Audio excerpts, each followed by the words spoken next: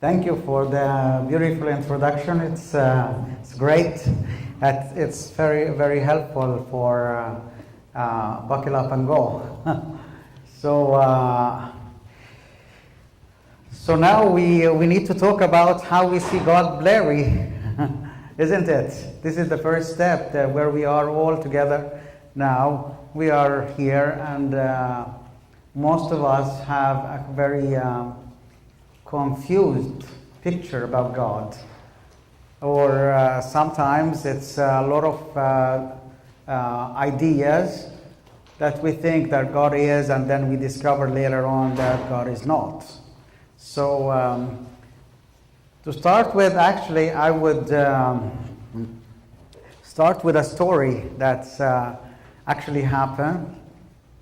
You know, nowadays, and it has been like this for nearly a few years.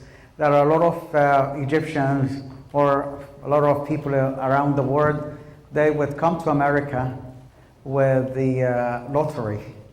The American lottery is very famous. Everybody wants to come to this country. So everybody is applying to the lottery to come. And then it happened, a story that's really interesting. In this village, it's a widow. She has only one son, and this is all her life. But the son is growing up, and he is thinking of having better life, wanted to come to the US. So he keeps on applying every year for the lottery, and one day, hey, I got it. And he was so happy. And what he did, he just went to his mom, and he was just screaming of laugh and joy. And he's telling her that he will change her life as well as his. And the mother didn't understand anything about what he's talking about and what this country looks like. But she knew that this country will give her son a good future, will give her son lots of money, and her son will send her lots of money so she would live in a different life. So she said, okay, I will just go ahead. But Mom, I'm sorry, I can't take you with me. You have to stay here because it's not allowed that I would take you.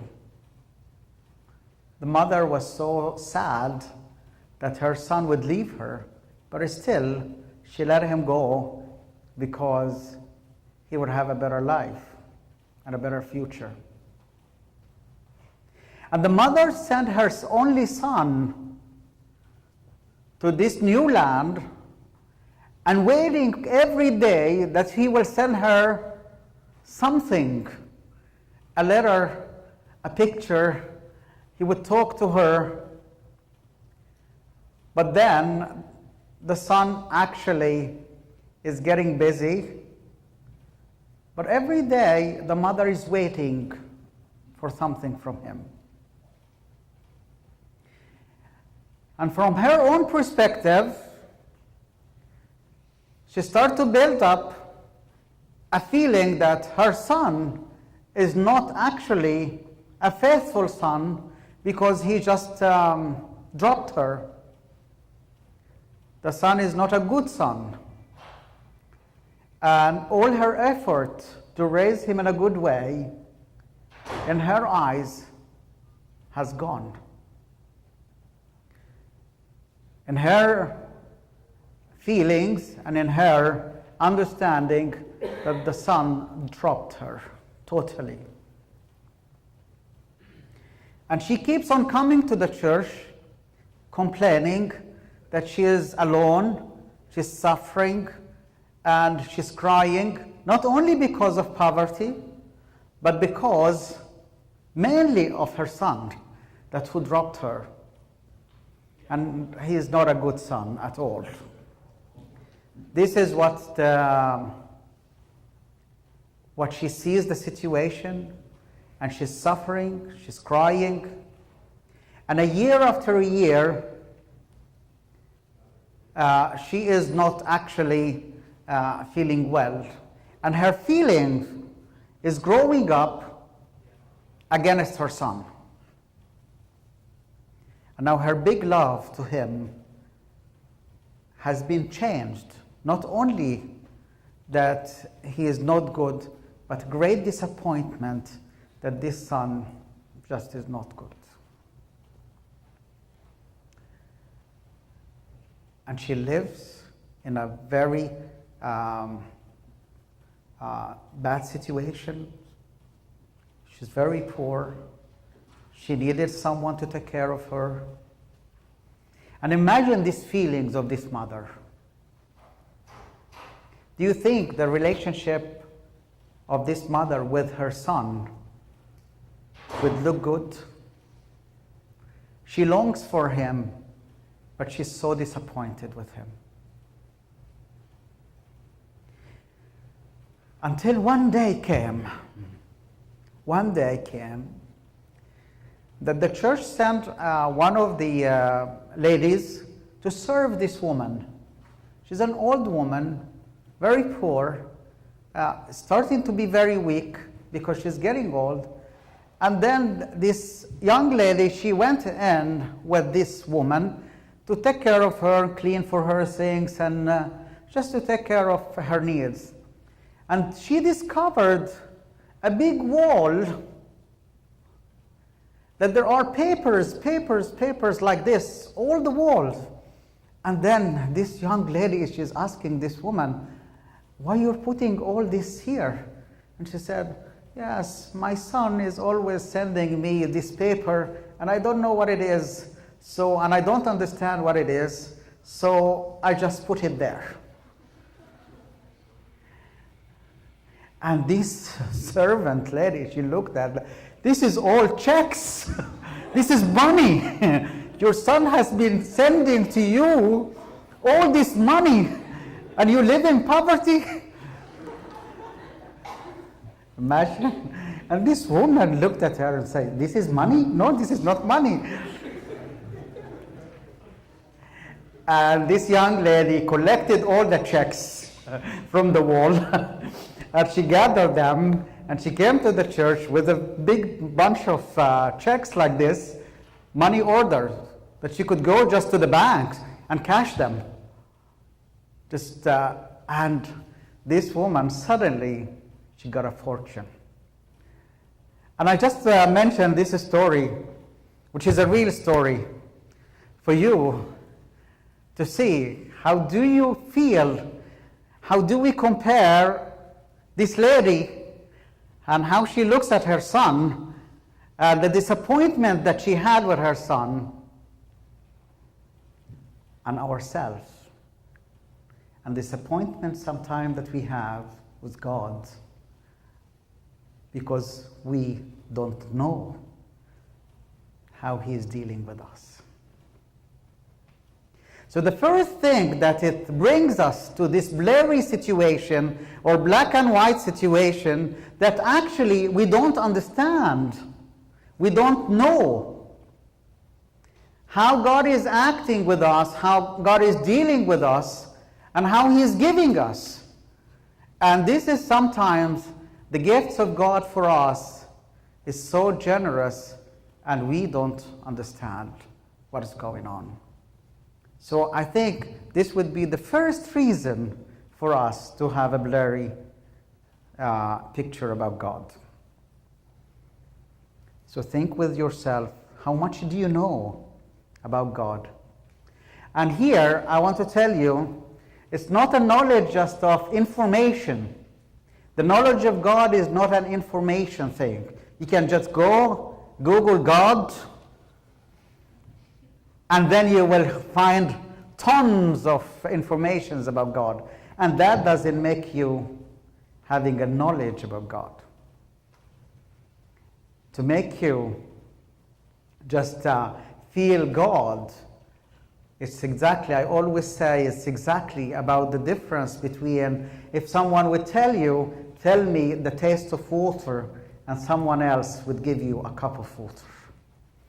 And we need to experience God and taste God And this is the information and the knowledge. We need to know God. That means I need to have good informations, good knowledge about God. And to know God is not someone will dictate to you about God, but someone that will just dig inside you and help you to know God. And without it, you will not be able to search the situation with God. The story of Moses and the burning bush is very important. In the beginning, Moses didn't know whom he's talking to. In the beginning, just Moses was so much attracted by the vision that something is burning and it's not burning. Something strange here about God.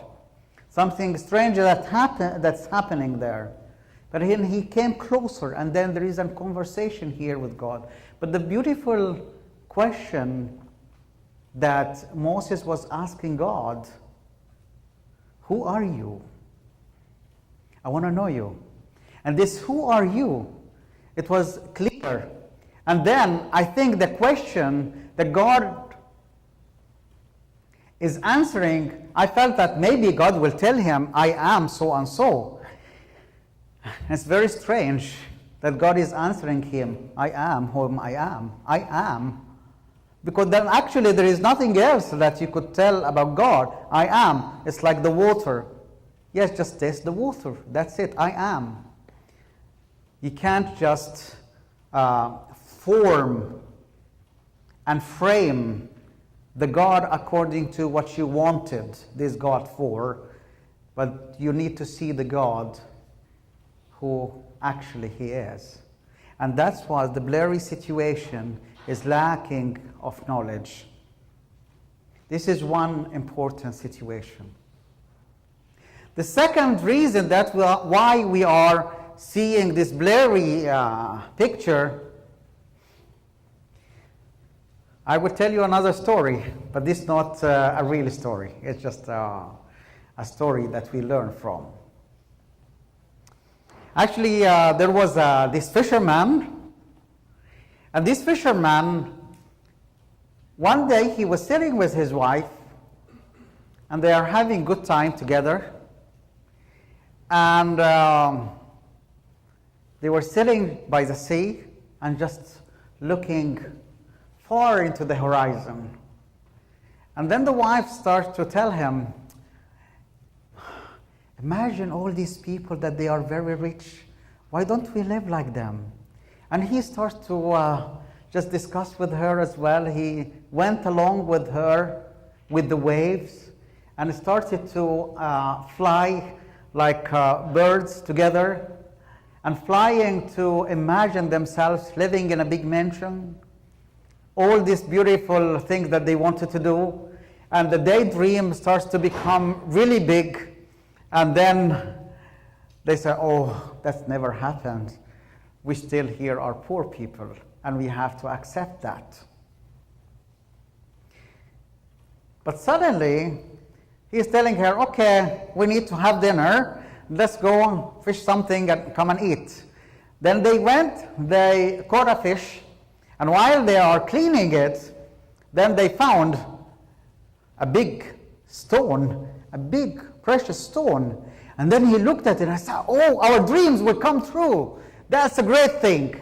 Oh, that's something that they start to build up. And now the dream actually became closer to them, that they will actually have the dream come through. So this fisherman took the precious stone and he went to the jeweler and he said, would you like to buy this? It's a very beautiful stone. And the jeweler looked at it and said, wow, this is actually a beautiful stone. But I'm sorry, I cannot pay you the price. All my life I lived honest and I never cheated on anybody. This is a very precious stone. If I sold everything I have, I would never get the price for you. I tell you, I advise you, you go to the dealer of dealers. Okay. So the fisherman went to the dealer, the big dealer, and he said to him, okay, I have this stone, how much it costs? And the dealer of the dealer, the big man, said, oh, I'm sorry, this is so precious, I cannot give you the money for it. I tell you, the only person who would be able to pay this price is the king. And the fisherman said, oh, how can I go to the king? It's too far away. He's too big. I can't reach him. Then this man said, okay, I'll take you to the king, and he will give you the price for it.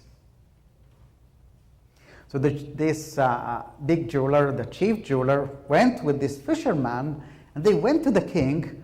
And the king, as soon as he saw the precious stone, he said, wow, this is the one that I've been looking for. This is the thing that I wanted. This is the only thing I wanted. What kind of price I can give you? And the fisherman said, oh, anything, Your Majesty, anything I can take, I can receive anything from your hand. And the king looked to the jeweler and he said, okay, do you think what kind of price? The chief jeweler said, it's a very precious stone, Your Majesty, so we need your generosity. Okay? So the king, being so generous, he said to the fisherman, now here is the price I give you. I will open to you all the treasures that I have. Everything that I have, I will open for you. 6 hours, from now till 6 hours. And during these 6 hours, you are allowed to go to any place and you take whatever you like. Fill as much as you can from whatever treasures you like. And the king ordered that all the safes, all the treasures will be open to the fisherman. And the fisherman went, and he was so amazed by all this gold and stones and everything that he's seeing, and his eyes became like rolling everywhere. But the generous king said to his servants, now this fisherman will spend with us 6 hours, and 6 hours is a long time, so put for him something to eat. So they made a big table for the fisherman. And then the king, because he's a generous king, he said to his servants, maybe 6 hours as well, he will get tired. So if you put for him a bed, so he will be able to rest if he wanted. But the fisherman went, and he said to himself, now, it's a long time. All these treasures I could collect in half an hour. So, I will go and eat first. Then he starts to eat, and this is so beautiful. This is I never saw before. And he starts to eat and eat and eat and eat and get so much distracted with food. And he is so full. And now he said, oh, now I think I need, oh, this is a very great bed. I never saw a bed like this before. And he jumped into the bed. And he had a very nice nap. And time passes, and the guards of the king was watching the time, and after 6 hours, the doors were shut, and all the treasures doors were closed. And the guards of the king came to this fisherman and say, now, please leave. And the fisherman started to scream, no, this is unfair. This is unfair. I need my stone. You've been giving the stone. And the guards of the king took the fisherman outside the palace, and the fisherman was standing outside screaming, "It's unfair, I need my stone." Do you think that the king was unfair to the fisherman? Or the fisherman was unfair to himself? And this is the story of our own humanity. Sometimes we are this fisherman. And actually the king, the first thing that he's searching for is you. You are the most precious stone. You are the most precious one. And he is opening for you all the treasures. And he wanted you to be actually the most happy person in the world. But then sometimes, because of disinformation and because of our own selfish desires, we blame God for whatever happens in our life because we don't know ourselves as well. And that makes the picture of God is so blurry in our life. It's blurry because we don't see how we behave and why we are so disturbed and why we were so much attracted to other things and not to the actual treasures in our lives. So I feel like this is the second thing that we need to look at. What's your actual focus in life? And are you actually disturbed by the food and the rest and these images of the world that will take you from collecting the treasure that God is opening for you? And imagine the king is opening for you all the treasures of his own. All the treasures that is actually open for you. And instead of talking about the great, generous king, we're talking about the unjust king. Just because we were focused on the wrong image and we didn't see ourselves. Our own desires sometimes give a wrong impressions about God. And we wanted to blame God for everything that happens to us, and we don't take responsibility of our own actions. And sometimes it's very easy to talk about God and say, okay, God did that to me. And we want to blame him and to hang our own mistakes on him and say, why he didn't allow this and why he didn't save me, why he didn't, and why he did. And that makes everything that we do in our lives as if we don't have any free will. And that means that we are hanging all our problems. We don't take our responsibilities to carry on the consequences of our own deeds, and we blame God for it. And that means that God will become so blurry. Sometimes he didn't do that for me, and I wanted God of my own interests. And that means God is so blurry in my eyes. So this is the second reason, actually, that we sometimes think that God is so blurry. Why he didn't do that and why he did that. And we don't understand and we don't see our own actions and our own responsibility of carrying God. The third, then I would not tell you a story. The third here, most of the persecutions that happens in the world, it starts with what? Starts with something very small. It starts with disinformation. And I feel like we are persecuting God. We are actually persecuting God because we are having lots of disinformation about God. And the disinformation that is happening around us, actually because we are allowing ourselves not to be reasonable in believing this or not believing that. And you see all this information that is happening around us because of the peers around us and because of all this information that is coming from different groups. It's filling our minds with different informations about God. And sometimes a lot of criticism are attacking our God just because this is aiming to these informations. And of course, we need to be aware that actually we are living in a spiritual warfare. We're not just living here without it. Our fight is not with flesh and blood. Our fight with the spiritual powers and air.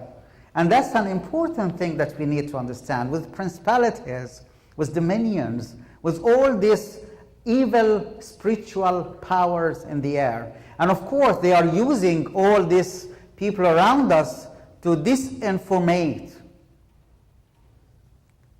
God. And for us, God becomes an agent, an object that we don't know about.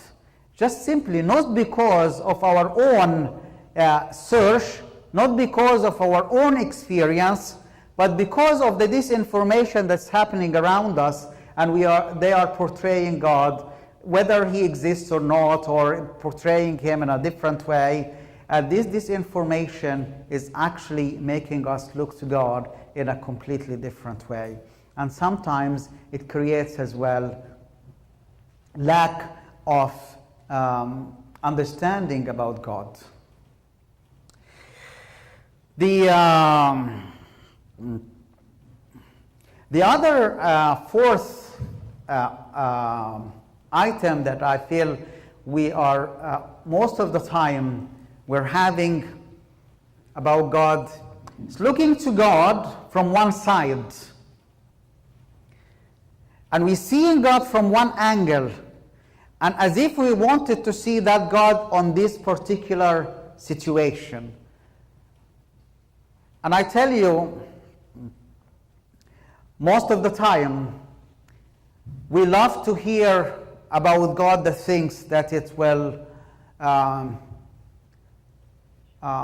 cool our conscience from inside, or it will comfort us from one side, especially when we are searching for a justification for one of our mistakes. If I would hear about the God of judgment, the God of justice, maybe I will just feel like, no, this is not a God that I wanted. And then I would want to hear about the God of mercy and the God that He is allowing everything, and the tolerant God. And that means that there is imbalance of my vision about God. And this imbalance of the vision about God is making the picture of God is blurry. Because after all, as a human being, I need to be complete. And this complete human being would not understand incomplete God. And that's an important point. Sometimes people will comfort you in one side, and that means that you're comfortable on this area, but then it makes you unbalanced. And this unbalanced relationship inside you, it makes you feel that you are actually not seeing God in the right way. And that's why I want you to understand about God in all the aspects, and not to depersonalize God. Most of the time you wanted the God according to your own understanding, and that makes God is so blurry, because you will not be able to complete the picture. And to make God your own self, that's your own made God. And that's not the real God. And the relationship between us and the God, the real God, that makes ourself would be complete. But then, how are we receiving God, perceiving as well the concept of God? Of course, our own upbringing on a psychological level would create with us how do we see God. For example, if you talk about the authority of God in our life, and the authority of God in our life, actually, it's an important message to the inner person. But unfortunately, sometimes our upbringing, it causes for us default about how we perceive the symbol of authority in our life. Either we deal with the symbol of authority in submission, or we deal with the symbol of authority in rebellions. It depends on how you were dealt with when you were young. But this is also would be overshadowing how do you see God as a symbol of authority. Then sometimes you are so submissive in your life, in your own life, to the symbol of authority of your own, maybe your parents or your teachers, and that means you will be also submissive to God. And this submission is giving you a fear in the relationship with God. And that means you will not be able to love God, because you can't love the one you are panicking from. But at the same time, the person who has rebellions, that means as well that this person would not be always loving the symbol of authority, because this symbol of authority, he would be able to attack and get what he wanted. But God is showing us a way how his authority is expressed to us. The very thing that he showed us, the symbol of authority that God is giving us everything. And even beyond our imagination, even beyond understanding. And that makes us feel like, if that God, as an authority, is giving me everything, even beyond my understanding. So imagine he's giving you his image. Just maybe if you just think a little bit beyond your imagination, and then start to think, imagine. This is not real, but it's an imagination. That God will bring you now, and he will tell you, now I want to create a human being, and I want your advice, and you will become a human being.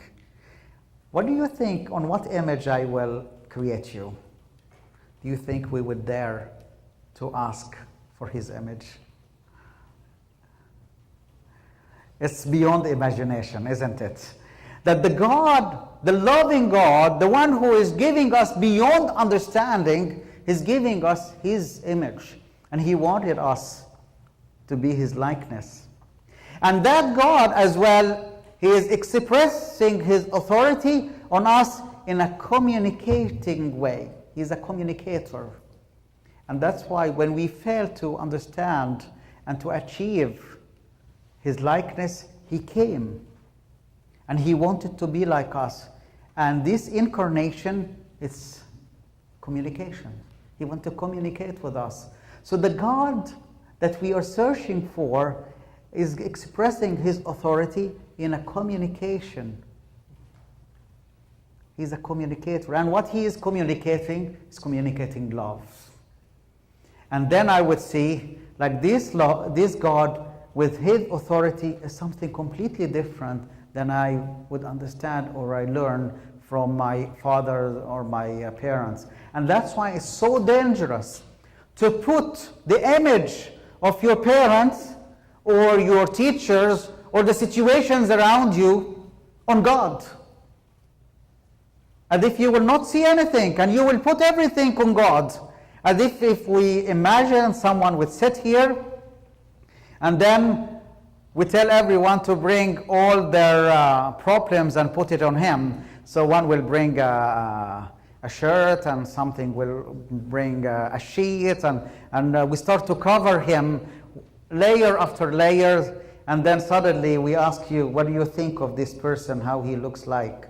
And then you will not be able to see the person because you framed him or covered him with your own psychological problems, and then the God is not a God, it's the God is you with your own problems. Then you don't see the real picture of God. And by this way, we see that actually we are responsible of how we see God, because either we have this information about God, or we have psychological problem about ourselves, or we are lacking experience with God himself, or we lack knowledge about God, or even we are depersonalizing God. We are making him according to our own self. So now I think with this few points that we are thinking of, now how can we just move on if we understand all this, that these are the reasons, these are the diagnosed situation, this is the reasons that we are looking at God this way. And I feel like the whole word is the main image for God is actually so blurry. And that means that we don't see the real God around us. And that's a big danger. Even sometimes we talk about God, we don't know him because we don't build a good relationship with him. We don't have time to spend with him. And this is what we need to understand, that we need actually a time to sit with him. We wanted God as fast food God. We want just God that we will pick, okay. Or we go and we wanted the God as a solid buffet. We want just to go and see, this is the God that is offering, and I want to pick this one, and no, I don't like this one, I will pick this one. I don't like this one, I will pick this one. So the God for you, or for all the world now, became like a big salad buffet, and then we are going to pick whatever we like from it and don't like it, so we leave it. And that's why sometimes we don't really understand about God, because we wanted to choose our own things. And this is so dangerous. God needs time to understand. And as we, as human beings, we wanted this God to be actually dwelling in us so we would understand. So now it's time for you. It's a time to make a decision. Do I really need to know God or not? Do I really need to sharpen my vision about God, or I would just hear these lectures and talks. We spend good time, so we consume the time, and then whatever happens when we continue in our lives. So this consumption of time and consumption of talks is not actually giving us good things. We don't need actually to stay on the Christian sofa and just enjoy the sitting around. You need to stand up for yourself, take responsibility of your deeds and thoughts and actions, and you need to sharpen your vision about God and take a real clear conscious decision that you will say to yourself, I will work and work hard within myself to know God. And this is a decision. If you don't take it in the beginning of your retreat, then you will spend this time actually in having fun with your friends. Then it's a social time, enjoy it. Then you don't get the fruits of it. And that means that you came here for different reasons why you came here. You came here actually to change. You need to have a change in your life. You need to take a step forward in your life. And this is a decision. Whatever you do in your life, you need to have this vision in your life. So it's your time, it's your turn. It's not my turn. It's your turn. I gave my speech, so it's okay. And my turn actually to grow in my understanding about God and sharpening my own vision about God, because what I see is what I see, is not what you see. And it's so difficult that someone will tell you, I see this. Maybe you don't see it. It's different. And that means that you are the one who wanted to see, not me. And that means I only wanted to tell you, look this way. And if you look this way, and you will find a beautiful thing. And then it's up to you to focus. This is a time for you to take your responsibility. So take it, grab your life, make your own decision, go on for it, ask, have your experience, sit and meditate about it, read about God, ask yourself, ask your servants, ask Abunas. The most important thing is you decide, I want to know the real God of what He is actually, not what I wanted this God to be. And I would not blame Him for what is happening in my life. I would take responsibility of what I'm doing to my life and make a change to meet with His vision for me. Thank you so much, and God bless you.